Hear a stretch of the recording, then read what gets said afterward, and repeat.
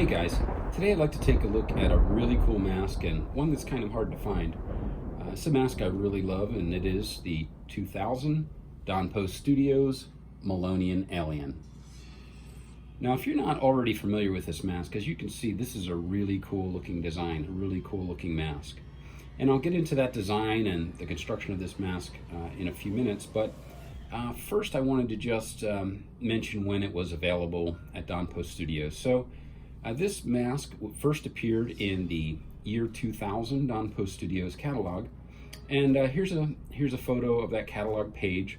This is from Pete's great website, the Devil's Workshop, at his mask catalog archive. Thank you, Pete. And it was also available in the 2001 catalog. Now, what's interesting is, but this is not uncommon, the date on the back of the mask is actually 1999. It says copyright 1999. Here's a photo of that. And this is something pretty typical that you'll see many times, is that a mask will be sculpted and the date put on it the year before the catalog date that it actually came out. So that's not really too unusual. But this mask is just really fantastic. You can always kind of tell the year 2000 mask because they have this tag on it that is the cover of the 2000 catalog. And this is a good old-fashioned care tag. Talks about taking care of your mask. Doesn't have the name of the mask on the tag itself. It's a generic tag from the year 2000, but I like to have the tags on my masks wherever possible. Now, this one was sculpted by Steve Wang, and Steve Wang is a well-known character artist, makeup artist, he effects artist. He really has a long history in the film business. He has worked with the likes of Rick Baker, Stan Winston, and he worked on Harry and the Hendersons and The Predator, and just a whole bunch of other films. You can check him out at his IMDb page. And so this was sculpted by Steve Wang, and in the year 2000, Don Post Studios released several masks that were sort of this reimagining of previous designs, and they were done by Steve Wang. Now, one of those masks I actually already did a video on, and this is another of those. So he re-envisioned three masks from the history of Don Post Studios, the previous masks, the classics. This was one, and so this mask design was sort of a reimagining of the Don Post Alien, and this has sort of come to be known as 905 Alien because it carries the catalog number of number 305, but it is a classic. Here's a side-by-side photo of that original alien and this Malonian alien, and you could see the similarity. It's definitely obvious that it's a reimagining of the character. That's a photo from 1977. Here's a separate photo of the page from 1977 showing that original alien. And that original alien was sculpted by Bill Malone, and hence the naming of this mask, the Malonian Alien, named after Bill Malone, the original sculptor of that original alien mask. Now, along with that, with this one, this Malonian Alien, in 2000, there was also a mask that was released called Insecto. And Insecto was Steve Wang's take on the 1106 fly mask. That one was originally sculpted by Bob Short. So let's take a look at a side-by-side here, and you can see the original Insecto along with the Steve Wang year 2000 version of the character called Insecto. And finally, there was a third mask that I've already done a video on, so if you want to scroll back and take a look at my video on this third mask, but I'll show you pictures right here. So this mask is Steve Wang's version. It is called Frankenstein Futura, and it is a take on the 911 number 911 Frankenstein 2001. That was also sculpted by Bill Malone. So he put out this trio of reimaginings of the previous designs from Don Post Studios, which is a really cool idea, and they're all obviously based on the original designs, but they're also a very original take on them. As you can see from the side-by-sides, there's quite a few differences as well, but you can tell obviously the complete influence from the original design. And also in this year, Steve Wang sculpted a couple of original designs as well, and they were also in the catalog. Now, I just put those two side by side here. One was called Carnivore and the other Swamped. And I think you can see, if you're familiar with Steve Wang's later film work, Swamped is very similar to some of the other creatures he's created for some of the films that he's worked on. So this mask itself was made in China, and it does say China on the back.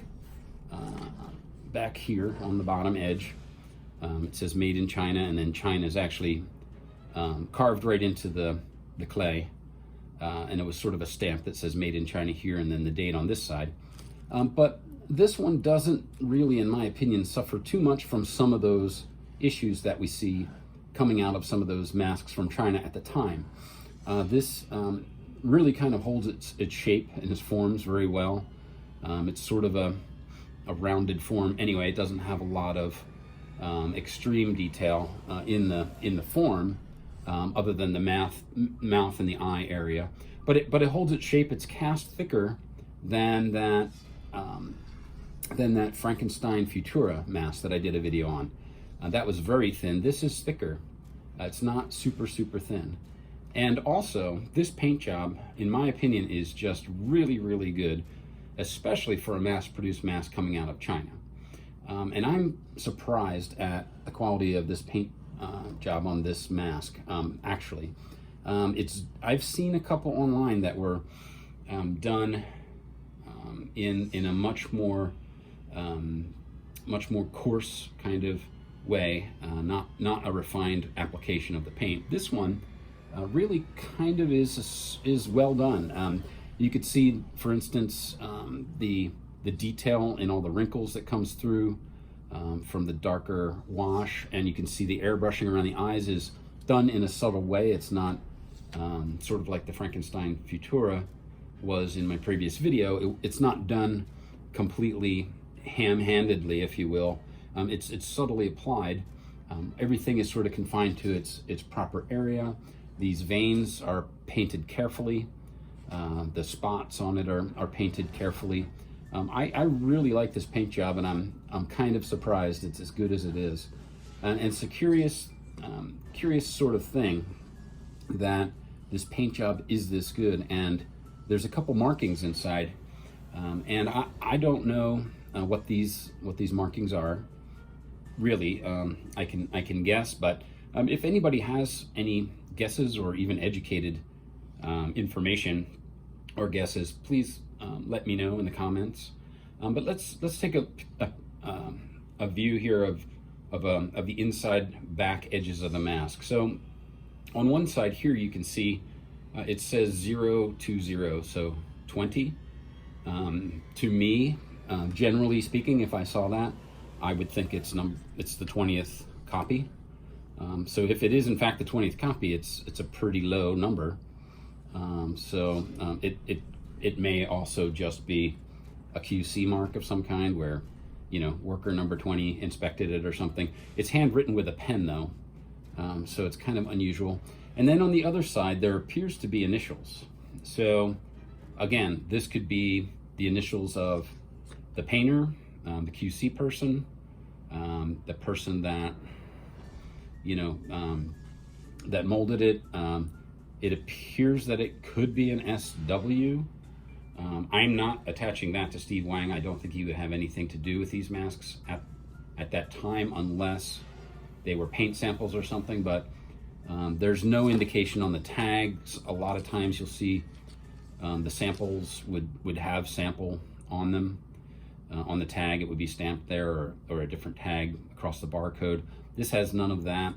So I'm not going to make the assumption this one is anything other than a normal production copy. I just found those marks on the inside to be unusual to find in a mass-produced mask from China during that era. But the other thing that's obviously really cool are these feelers here, I guess you could call them. Dr. Lady did a great video on the original Alien, and he was calling them feelers, so I'm going to call them feelers.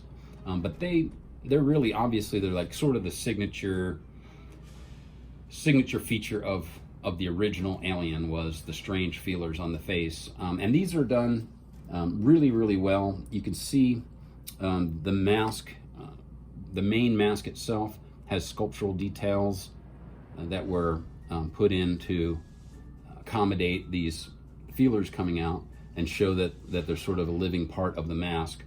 And then the construction's kind of neat too. There was a recess sculpted into the spots where the feelers would come out, and sort of had a flat bottom, if you will, or at least it had a bottom on it, so it would be cast and then trimmed off on the inside to create the hole. These were each cast separately, and then there was sort of a little cone-shaped piece in the mold at the top, which created a flange on the inside. So they were then fed through from the inside. The flange keeps them from going all the way through, and then they seem to be adhered with a little bit of glue to keep them in place from the inside. But it's kind of a really neat construction. It really works well. It appears to me as though there's probably two different feelers. Maybe this one's different than these two. Possibly looks like they're a little bit different shapes. But I think it really is well done, and it looks like it's part of the mask. I've seen a couple of these over the years that were missing one or two. Definitely the original I've seen with missing feelers. So it's nice to find one that's complete, that's actually new, if you will. It came to me when I acquired it in the original plastic bag, so it was still new. It was folded flat, so it has sort of probably a more pronounced ridge than it may have otherwise, but you could see from the catalog photos and things that we showed earlier, it does have a ridge sculpted in to a certain extent. So yeah, it's just really a cool mask. And this one was also featured in Lee Lambert's great book, The Illustrated History of Don Post Studios, and I'll show you that page here, featuring the other Steve Wang masks from that year as well. So yeah, this is really one of my favorite more modern masks, I think. Steve Wang is a great talent, and he really did a good job on this. And for a made in China mask, it's pretty darn cool. I'd recommend finding one, but they are hard to find from my experience. So if you can find one, by all means, pick it up. So that is the 2000 Don Post Studios Malonian Alien. Thanks for watching, guys. We'll see you next time.